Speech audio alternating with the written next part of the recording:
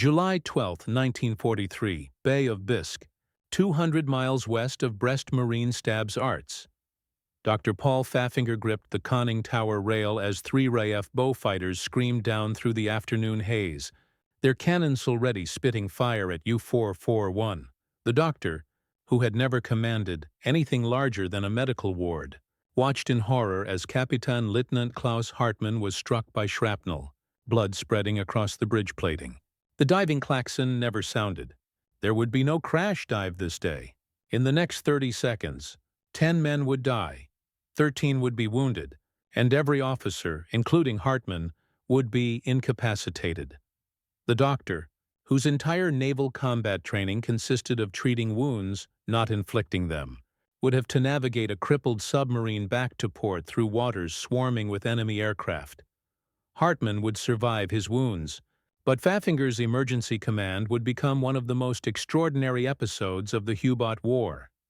The shift from hunter to hunted had taken less than 4 months.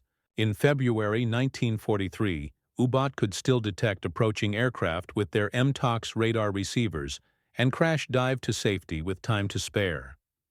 By July 1943, death arrived without warning. The narrow window between detection and destruction, once a comfortable 2 to 3 minutes, had compressed to mere seconds.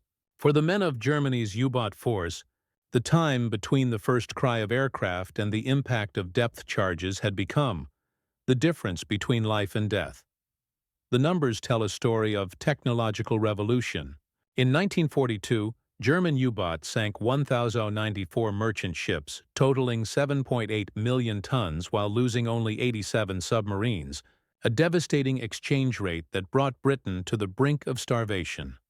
1 year later, everything had reversed. In May 1943 alone, the Kriegsmarine lost 41 U-Boat, while sinking only 34 merchant vessels. The reversal was so complete that Admiral Karl Donitz, commander of the U-Boat force, withdrew his submarines from the North Atlantic on May 24, 1943, effectively conceding defeat in the Battle of the Atlantic. What caused this catastrophic reversal? The answer lay in a technological race measured in seconds. The Type 7 U-Boat, backbone of the German submarine fleet, could execute a crash dive in 20 to 30 seconds under ideal conditions, diving to 25 meters in approximately 35 seconds. But these specifications meant nothing if the submarine received no warning of approaching aircraft. The Allied introduction of centimetric radar in March 1943, completely undetectable by German equipment, eliminated that warning entirely. Suddenly, U-Boat crews found themselves under attack before they knew aircraft were present. The escape mechanism that had saved hundreds of submarines became meaningless when there was no time to begin the dive at all. The first indication of this technological shift came on August 27, 1942. Oberleutnant Zuri Hansu Hesse stood watch aboard U-94 in the Caribbean, scanning clear skies for any sign of danger. The submarine's MTOX radar detector, a French-made device that could detect Allied radar pulses from 6 mi away, remained silent. According to every instrument aboard, they were alone. Then Hesse heard it. The distinctive drone of aircraft engines directly overhead. The lookout's cry sent the crew scrambling. Less than 15 seconds elapsed between first sighting the American PBY Catalina and the order to crash dive. But 15 seconds wasn't enough. As U-94's conning tower slipped beneath the surface, 4 650 lb depth charges bracketed the submarine, crushing the pressure hull. The Catalina's pilot, Lieutenant Gordon Fist of VP-92, had approached from directly astern, using the submarine's blind spot to achieve complete surprise. His after-action report noted, "Target attempted crash dive, but was too late." Those 2 words, "too late," would define the next 3 years of submarine warfare.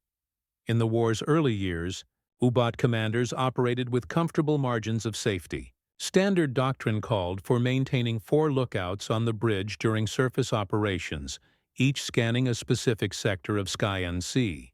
On a clear day, experienced lookouts could spot aircraft at 8 to 10 mi, providing 3 to 4 minutes of warning. Captain Lieutenant Vera Hartenstein, commanding. U-156 demonstrated the effectiveness of these procedures throughout 1942. Operating in the South Atlantic, Hartenstein's lookouts successfully detected and evaded dozens of aircraft patrols. His war diary from September 1942 records a typical encounter. 14:25 hours. Aircraft bearing 045. Distance approximately 8 m. Alarm crash, dive initiated. First depth charges explode 90 seconds after submergence. Well clear of boat. 90 seconds of margin after submergence. This comfortable buffer allowed the entire bridge to clear the tower, the diesel engines to shut down properly, and the boat to reach safe depth before weapons arrived. The statistics from this period confirm German confidence. Between February and October 1942, U-boat operating in the Bay of Bisque completed 80% of their transits without being attacked. Even when caught on the surface, 90% successfully crash-dived to safety before weapons. Release. The introduction of ASV Mark II radar in early 1942 initially seemed manageable for the submarines. The 1.7 wavelength radar could detect a surfaced U-boat at 10 to 15 mi, but the emissions were easily detected by the German MTOX receiver. Radio operators could tell from the pulse pattern when aircraft had acquired them. The pulses would become steady instead of sweeping. This usually provided 2 to 3 minutes before the aircraft arrived. Squadron leader Humphrey Dever Lee understood the fundamental problem with night attacks on U-boat. Radar could track them to within a mile, but then contact was lost precisely when visual identification was needed. The submarine would hear the aircraft engines, crash dive, and escape in darkness. Lee's solution was elegantly simple. Mount a 22 million candela searchlight that would illuminate the target at the exact moment radar contact was lost. The first operational Lee light attack occurred on June 4, 1942, when squadron leader J.H. Greswell, flying Wellington L of 172 Squadron, illuminated an Italian submarine, the Luigi Terrellien, the Bay of Bisque. Though the attack failed due to faulty depth charges, the psychological impact was immediate. Darkness no longer guaranteed safety. The first successful Lee light attack came 1 month later. On July 5, 1942, pilot officer W. Howell of 502 Squadron caught U-502 on the surface. Captain Lieutenant Jürgen von Ronsteel, the submarine's commander, had less than 20 seconds from illumination to impact. When U-502 was sunk 6 days later, recovered documents confirmed the crew's shock at being attacked without warning at night. The Lee light compressed reaction time dramatically. A Wellington approaching at 125 m covered the 1 Mbp. Between radar failure and weapon release in just 30 seconds. Subtract the time for crew reaction and dive initiation, and submarines had perhaps 15 to 20 seconds to get underwater, insufficient to reach safe depth. By early 1943, Operation Derange deployed 131 aircraft with Lee lights in coordinated patrols across the Bay of Bisque. Admiral Donitz responded by reversing standard operating procedures, ordering boats to surface during daylight and submerge at night. But this merely shifted vulnerability without eliminating it. March 1943 marked the beginning of the end for U-boat operations, the introduction of ASV Mark III. Radar operating at 10 cm wavelength, using cavity magnetron technology, was completely undetectable by German MTOX equipment. U-boat crews began reporting attacks without any radar warning, impossible according to German scientists who insisted no radar could operate at such frequencies. 333 became one of the first victims on March 6, 1943, while crossing the Bay of Bisque. Captain Lieutenant Peter Kimmer's official report sent shockwaves through U-boat headquarters. No MTOX warning, aircraft appeared directly overhead without detection. Crash dive initiated under fire. Severe casualties from strafing. Within weeks, similar reports flooded in from across the Atlantic. U-boat were being caught on the surface in broad daylight at night in fog, conditions where they should have been invisible. The mathematics were brutal.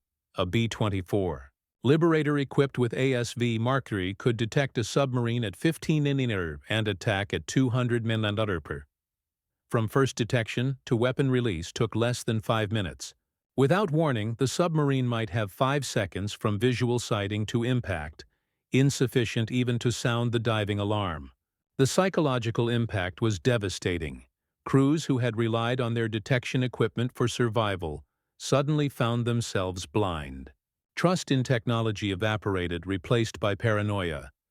Some boats began diving at random intervals, hoping to avoid being caught on the surface.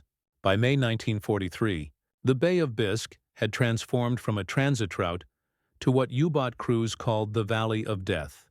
Submarines leaving French bases faced a gauntlet of aircraft equipped with centimetric radar, lee lights, and new weapons. In April and May 1943, 56 U-boat were lost in just 2 months, many within sight of their home ports.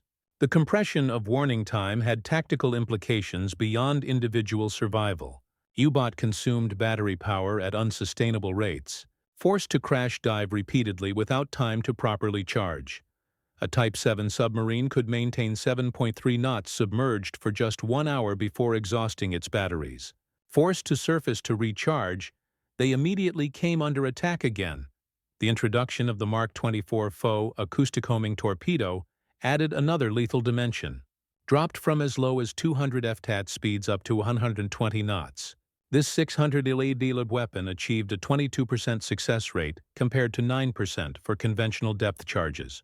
Once in the water, Foe executed circular search patterns, homing on the 24 kHz, acoustic signature of submarine propellers between May 1943 and the war's end. These weapons sank 37 submarines and damaged 18 more. Often attacking U-boat that had successfully crashed dived beyond conventional weapon range. German attempts to restore the technological balance consistently arrived too late. The Knakos radar detector introduced in September 1943 could detect centimetric radar but only at ranges of 5 to 8 km, insufficient warning.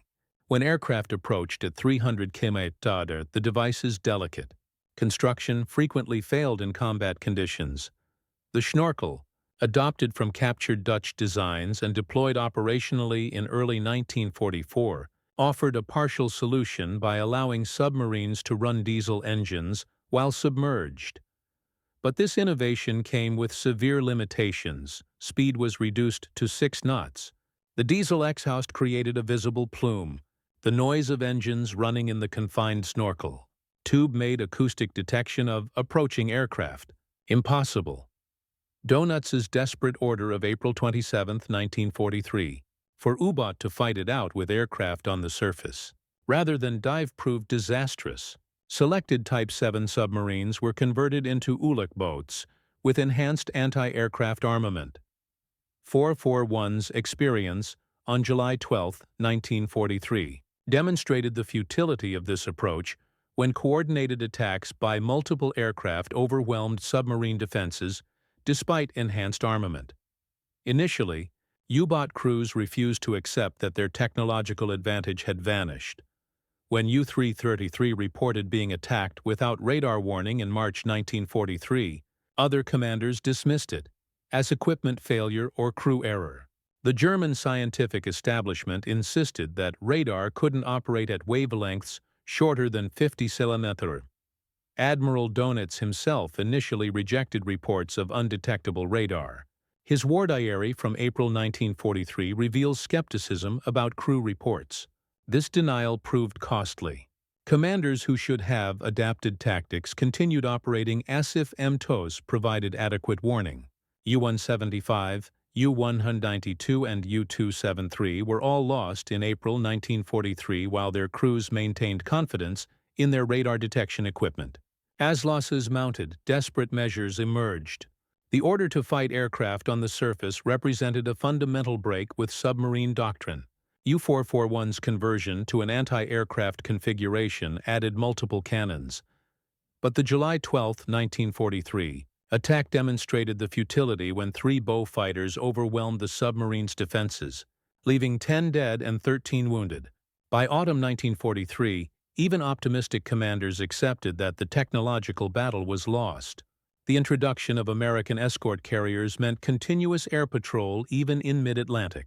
Kapitän-Leutnant Wolfgang Luth, one of Germany's most successful U-boat commanders with over 200,000 tons of shipping sunk, addressed the reality in his final patrol report.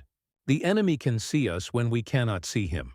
He can attack without warning. Our survival now depends not on equipment, but on luck." The psychological shift was complete.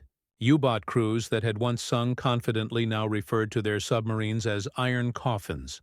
By 1944, statistical life expectancy for a U-boat crewman was 3 patrols. Of 40,000 men who served in U-boat during the war, 20,000 would die. A 70% casualty rate, the highest of any service in any nation during World War II. A Type 7 U-boat crash dive was a precisely choreographed emergency maneuver. The sequence began with the bridge watch spotting danger and initiating the alarm. The electric klaxon sent every crew member racing tow diving stations. The bridge watch had tow clear the conning tower in less than 12 seconds, sliding down the ladder in specific order. Control room operators opened main ballast tank vents while simultaneously flooding the negative tank, a 70-ton auxiliary tank forward. The bow planes went to maximum down angle. 30°, all available men ran forward to add weight to the bow. The entire evolution required split-second timing. Too steep an angle and battery acid would spill, creating chlorine gas. Too shallow and depth charges would destroy them. American patrol aircraft exploited every vulnerability in this process. The ASV Mark III radar operated at 9.1 GHz frequency with a wavelength of 3.2 cm, completely invisible to German detection equipment. The radar could detect a surfaced submarine at 15 mi in calm seas. The Lee light produced 150 million candle power, automatically triggered when radar range decreased to 1 mile. This combination gave submarines less than 25 seconds from illumination to impact. The attack on U-758 on June 8, 1943 demonstrated the new reality. After reporting convoy GUS-9's positions south of the Azores, the submarine came under attack from USS Boggs Air Group. The submarine remained on the surface for over 30 minutes under continuous attack, with crew members manning anti-aircraft guns while others prepared for emergency dive. Only when overwhelming force arrived did U-758 successfully crash dive. 7 wounded crew members forced the boat's return to base. On October 20, 1943, U-256 came under attack from aircraft from USS Block Island. After an unsuccessful crash dive attempt, Kapitän-Leutnant Wilhelm Brauwel was killed, and several crew members wounded. The submarine's war diary recorded the crew's shock at being caught without warning despite functioning detection equipment. The mutual destruction of U-571 and an Australian Sunderland on January 28, 1944 illustrated the compressed time frame. Flight Lieutenant R.D. Lucas detected U-571 on radar at 12 WWII, achieving complete surprise by approaching through cloud cover. Lucas emerged at just 800 y distance, giving U-571 exactly 18 seconds before we release. As the submarine's conning tower disappeared, the Sunderland's port wing struck the submarine's jumping wire. Both vessels were lost with heavy casualties, 52 from U-571 and 11 from the Sunderland's crew. The decisive moment came during Black May 1943, when the U-boat force lost 41 submarines in a single month. The battle around convoy ONS-5 demonstrated the impossibility of successful operations. U-boat attacked the convoy between May 4th and 6th. 6 were sunk, 11 were damaged, and not a single merchant ship was lost. The statistics from this battle revealed complete reversal. Average warning time before air attack: seconds. Percentage of successful crash dives when attacked: 31% U-boat able to execute successful torpedo attacks. 0. Admiral Donuts's diary entry for May 24, 1943 conceded defeat. The enemy's new location devices and weapons have torn our sole offensive weapon from our hands. The submarine war must be withdrawn until new weapons restore the balance. U-boat operations after May 1943 became exercises in survival rather than offensive action. Boats remained submerged for up to 20 hours daily, surfacing only briefly to ventilate and charge batteries. Even these brief surface periods invited immediate attack. The introduction of the schnorkel in 1944 eliminated the need for full surface operations, but created new vulnerabilities. The device required precise depth control. Too deep and the valve closed, creating a vacuum that could burst eardrums. Too shallow and the snorkel head created a visible wake detectable from miles away. Statistics from 1944 reveal the transformed nature of submarine operations. Average time on surface per day, 45 minutes, down from 16 hours in 1942. Average patrol speed 4 knots, down from 10 knots. Merchant ships sunk per U-boat lost 0.7, down from 12.6 in 1942. The compression of the crash dive window had strategic implications beyond individual losses. U-boat could no longer coordinate wolfpack attacks. Commerce raiding became impossible when submarines spent most of their time submerged at minimal speed. The Battle of the Atlantic's outcome was decided by technology. When the crash dive window closed, Germany's hope of strangling Allied supply lines vanished. American patrol squadrons evolved from amateur submarine hunters to efficient killers through systematic training and technological advancement.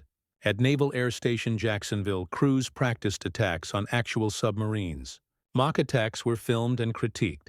Crews taking more than 35 seconds from sighting to weapon release failed and repeated the exercise. By late 1943, American aircraft achieved 1-0 kill for every 40 attack sorties, compared to per 200 sorties in 1942. The introduction of escort carriers brought aircraft to mid-ocean. USS Bogue's Air Group sank 13 U-boat in 2 years. These small carriers proved that air power could be projected anywhere in the Atlantic. Lieutenant Commander Robert Hopgood, who helped establish American anti-submarine doctrine, described the evolution. We learned to think in seconds, not minutes. Every procedure was refined to shave time. We knew the Germans needed at least 20 seconds to crash dive. Our job was to deny them those seconds. VPB 1110 became the first American squadron to employ lee lights on January 10, 1945. They perfected the false engine technique, throttling back during approach to create the illusion of distance, then suddenly increasing power for the final attack. Run. This psychological warfare proved effective against already traumatized U-boat. Cruise. Ultra intelligence from Enigma decryption fundamentally altered U-boat survival mathematics. The initial breakthrough reading, the Dolphin. Cipher in June 1941 was temporarily lost when the 4-rotor shark cipher was introduced in February 1942. However, in October 1942, Lieutenant Francis Fasson and able seaman Colin Grazier from HMS Petard boarded the sinking U-559 to recover codebooks. Both men drowned when the submarine suddenly sank, but their sacrifice restored Allied code-breaking capability by December 1942. The statistics reveal Ultra's impact U-boat intercepted while transiting tow patrol areas. 73% with Ultra versus 21% without. Average time from U-boat position report to air attack 4 hours. Convoy successfully routed around. Wolfpack 67%. This intelligence advantage meant that even perfect crash dives only postponed. The inevitable. Submarines, forced to surface hours later, were simply attacked again. The numbers tell the complete story. 1942 German advantage. U-boat operational 250. Allied merchant ships sunk 194. U-boat lost 87, exchange ratio 12.6 ships per U-boat lost. Average warning time before air attack 180 seconds. Successful crash dives 89%, 1943. The turning points operational. 425 Allied merchant ships sunk. 363 U-boat lost 258, exchange ratio 1.4 ships per U-boat lost. Average warning time before air attack 15 seconds. Successful crash dives 31%, 1944 to 1945. The collapse. U-boat operational 375, Allied merchant ships sunk 132. U-boat lost 344 toward. Exchange ratio 0.38 ships per U-boat lost. Average warning time before air attack 5 seconds. Successful crash dives 15%. Of 162 U-boat commissioned during the war, 785 were destroyed. A loss rate of 67.5%. Aircraft accounted for 250 of vessel losses, with another 100 attributed to combined air-surface attacks. The human cost was staggering. Of 40,000 men who served in U-boat, 28,000 died, a 70% casualty rate. Herbert Werner, who survived 5 U-boat and wrote the memoir Iron Coffins, described the evolution from confident hunters to hunted prey. We measured our lives in seconds, the seconds between detection and death. Those seconds were everything. And then they were nothing. Werner survived the war, one of only 7,000 from 40,000 who served. His memoir captured the psychological toll. Decades later, he still suffered nightmares, shouting alarm in his sleep, forever crash diving in his dreams. Dr. Paul Pluffinger, who saved U-441 after the July 12, 1943 attack, became a respected physician in Hamburg after the war. In a 1976 interview, he reflected, "I saved more lives in those 31 hours getting the boat home than in my entire medical career. We had perhaps 5 seconds warning when those fighters attacked. 5 seconds between life and death." At a 1985 reunion of U-boat veterans in Munich, survivors discussed their experiences. Reinhard Hartigan, who had commanded U-23 during successful operations off the American coast, reflected, "We went from being hunters to hunted in months. The technology that had protected us, the ability to disappear in seconds, was taken away.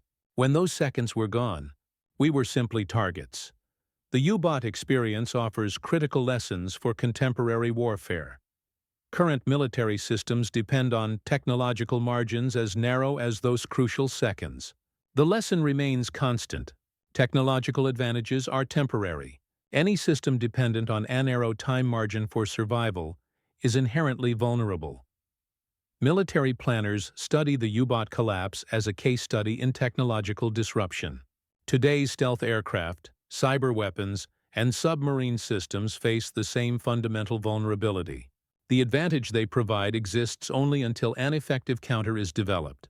The last Type 7 U-boat, U-9995, sits as a memorial at Low Naval Memorial near Kiel. Visitors can walk through the cramped compartments where men once counted seconds between life and death. A plaque near the conning tower reads in memory of the 28,000 German submariners who perished at sea. The story of the German U-boat's crash dive window represents one of history's clearest examples of technology determining warfare's outcome. Between 1942 and 1943, Allied innovations compressed German reaction time from comfortable minutes to desperate seconds to nothing at all. When centimetric radar eliminated warning entirely in March 1943, the U-boat force ceased to exist as an effective weapon. The human stories within this technological revolution illuminate the cost of modern warfare. Dr. Paul Pfaffinger navigating a shattered submarine home after assuming emergency command. Crews manning anti-aircraft guns knowing they couldn't win. The mutual destruction of U-571 and its attacker.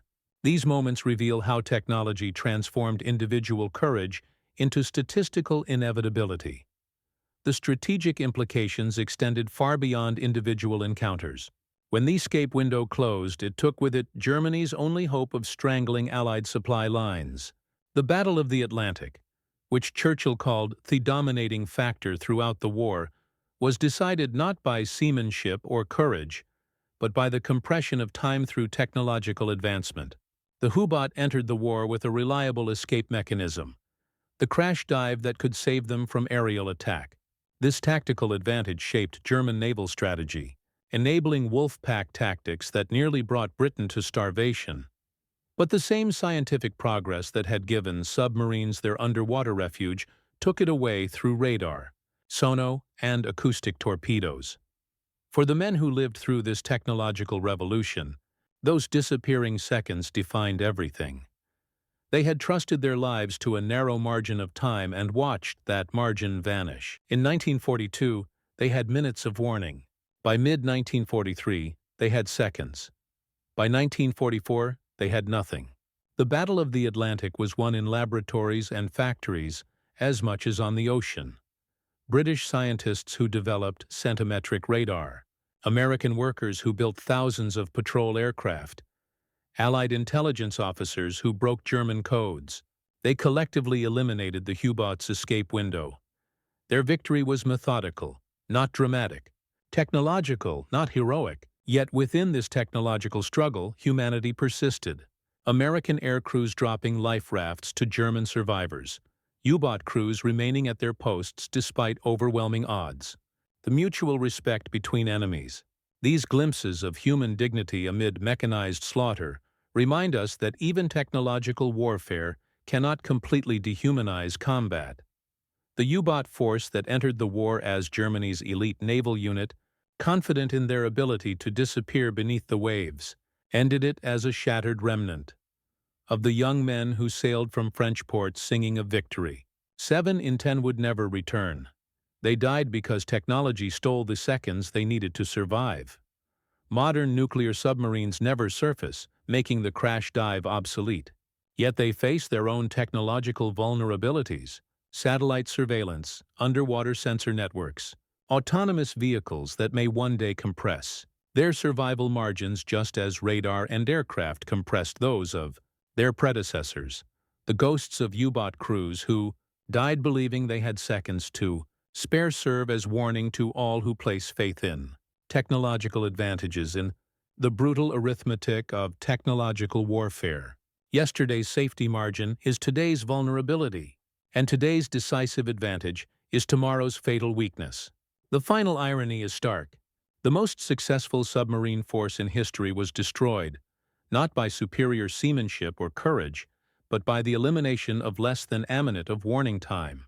Those seconds counted desperately by lookouts, measured precisely by engineers lost. Irrevocably, to technology determined the fate of nations. The story of the 45-second on crash dive reminds us that in warfare, as in life, nothing is permanent except change itself. The German submarine force learned this lesson at terrible cost. $1,000. Lives lost when their margin of safety compressed. From minutes to seconds to nothing, their sacrifice stands as eternal testament to a fundamental truth. In their realm of military technology, the seconds you count on today will not save you.